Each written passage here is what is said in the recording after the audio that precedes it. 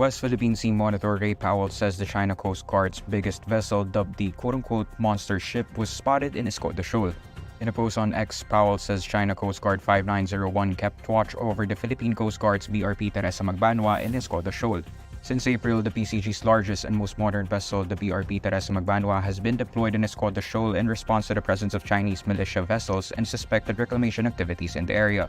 As of Thursday morning, July 4, Powell says China's monster ship remained in Escoda Shoal, about 600 nautical miles from the BRP Teresa Magbanwa. He also notes Chinese activity near Ayungin Shoal, where China Coast Guard and maritime militia were deployed in a two-line blockade formation. This comes after the Philippines and China's bilateral consultation mechanism on Tuesday, July 2, when the two countries affirmed their commitment to de-escalate tensions in the disputed waters. The Philippine Coast Guard also recently drew the ire of its Chinese counterpart when it dispatched 3 vessels on Monday, July 1, to resupply Filipino troops stationed at Philippine-occupied features in the West Philippine Sea, including Escoda Shoal.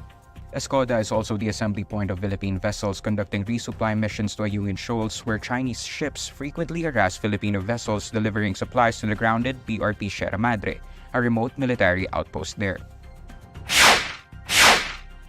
Incoming Education Secretary Senator Sonny Angara is stressing that he would never use his post to advance his political interests. In a radio interview, Angara assures the public that his only plan is to fulfill his job as the new Secretary of the Department of Education. According to Angara, he would never use the department to advance his personal agenda because as a secretary, he serves as a representative of the president. He emphasizes that he will focus on the interests of the department stakeholders.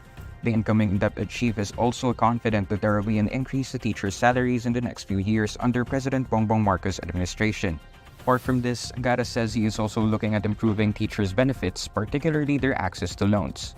Angara's appointment as Education Secretary was welcomed by many, including his fellow senators, citing his extensive educational background. Angara will replace Vice President Sara Duterte, who recently resigned as Education Secretary. Gilas Pilipinas pounced on Latvia's early shooting woes and played with steely nerves down the stretch to topple world number 6 and host Latvia 89-80 in the FIBA Olympic qualifying tournament on Thursday, July 4. The number 37-ranked Filipinos raced to an 8-0 start and built a sizable cushion that they never yielded until the final horn. The win was the Philippines' first against any European team in an official FIBA competition since 1960. Gilas' naturalized ace Justin Brownlee delivered a near triple-double of 26 points, 9 rebounds, and 9 assists, while young cornerstones Sky Soto and Dwight Ramos tossed in 18 and 12 points respectively. Junmar Fajardo posted 11 points and 5 rebounds for Gilas, while Chris Newsome scored 10 points, including a couple of late baskets in the final period that kept the Latvians at bay, with the result significantly shaking up the Group A race. The Latvians, having won 24 of their last 27 FIBA games, were projected to sweep the Fiba OQT preliminaries but struggled against a determined Gilas side and dropped to 1-1.